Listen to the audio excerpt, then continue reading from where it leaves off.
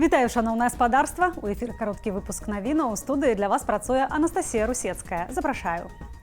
Самы вялікі хабар, які атрымліваў Лукашенка. Гісторыю рэзідэнцыі «Усход», дзе прапісаныя сыны, нявесткі і унукі узурпатара, апавяла каманда «Белпол».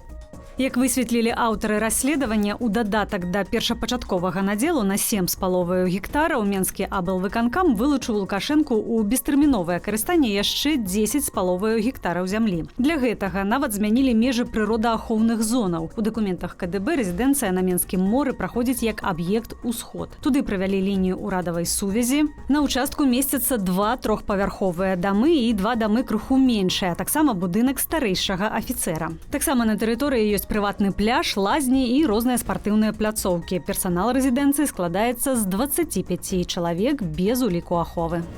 Святлана Ціхановская падчас візіту ў Канаду сустрэлася са старшынёю Рады Беларускай Народнай Рэспублікі Івонкай Сурвілай. Яны дамовіліся праводзіць рэгулярныя сустрэчы паміж прадстаўнікамі аб'яднанага пераходнага кабінету і Рады БНР. Ціхановская і Сурвіла абмеркавалі сітуацыю ў Беларусі і неабходнасць умацаваць беларускую ідэнтычнасць, мову і культуру. Падчас візіту ў Канаду Святлана Ціхановская таксама сустрэнецца з кіраўніцтвам ураду і парламенту краіны. Яна будзе прасіць зрабіць больш жорсткімі санкцыі ў дачыненні Лукашэнкі і падтрымаць грамадзянскую супольнасць.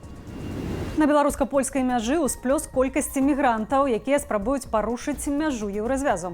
Гэтак за 3 апошнія дні памежная ахова Польшчы зафіксавала каля 700 спробаў нелегальнага пераходу з тэрыторыі нашай краіны. 9 мігрантам польскі бок надаў першую медычную дапамогу. На пажары ў вёсцы Ястрабель Бярозаўскага раёну на Берасцейшчыне загінулі 4 дзяцей. Самаму даросламу было 6 гадоў, самаму малому усяго 2 месяцы. Уратавацца з полымя ўдалося маці і 4гадовай дачушцы. Дом, дзе жыла шматдзетная сям'я, загарэўся учора ў дзень. Прычыну пажару высвятляюць. Следчы камітэт паведаміў, што сям'ю характарызуюць станоўча. Агулам з пачатку года ў пажарах загінула 201 асоба, у тым ліку 5 дзяцей. У Менску адмовяцца ад сартавання смецця па 4 асобных кантэйнерах. З адпаведнаю прапановаю выступілі сталічныя камунальнікі. Ініцыятыву яны патлумачылі тым, што менчукі не справіліся з сартаваннем. Замест 4 бакаў на шкло, пластык, паперу і агульнае смецце прапануюць пакінуць 2. Адзін кантэйнер для збору побытавых адкідаў і другі для другаснай сыравіны. Яе смеццявоз будзе адвозіць на сартавальныя лініі.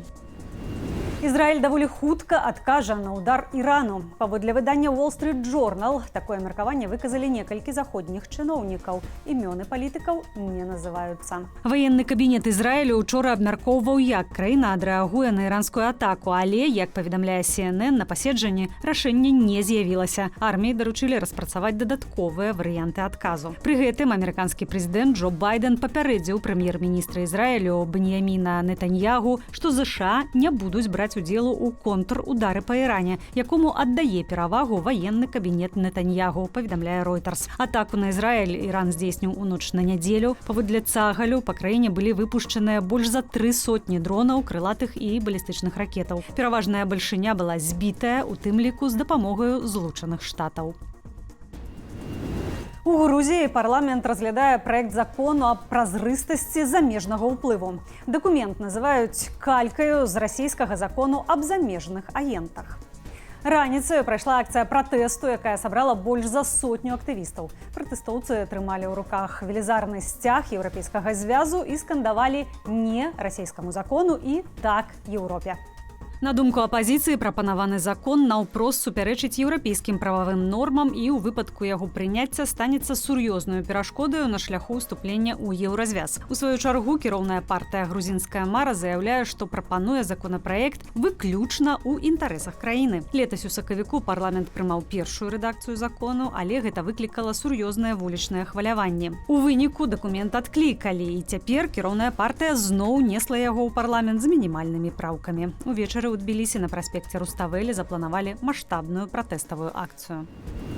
Змяя на ганку крамы напужала жыхароў мястэчка Падлессе, што пад Ляхавічамі. На паратунак выклікалі МНСнікаў. Як высветлілася, гэта быў вуш. Ратавальнікі металічным захопам аднеслі змяю далей ад крамы. На просьбу мясцовых вужаку адвезлі на прыроду і выпусцілі. Як апавёў намеснік начальніка Ляхавіцкага раённага аддзелу надзвычайных сітуацыяў, сёлета гэта быў першы выклік, звязаны са змеямі, паведамляе Першы рэгіён.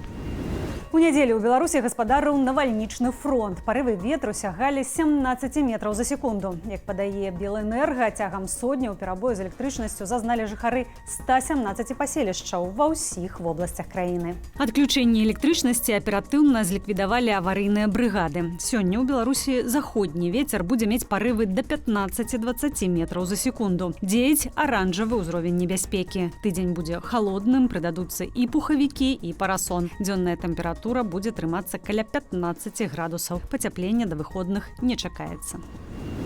Калі вы глядзіце гэты выпуск у Ютубе, заклікаю ставіць упадабанні і каментаваць. Для вас працавала Анастасія Русецкая. У мяне на гэтым усё.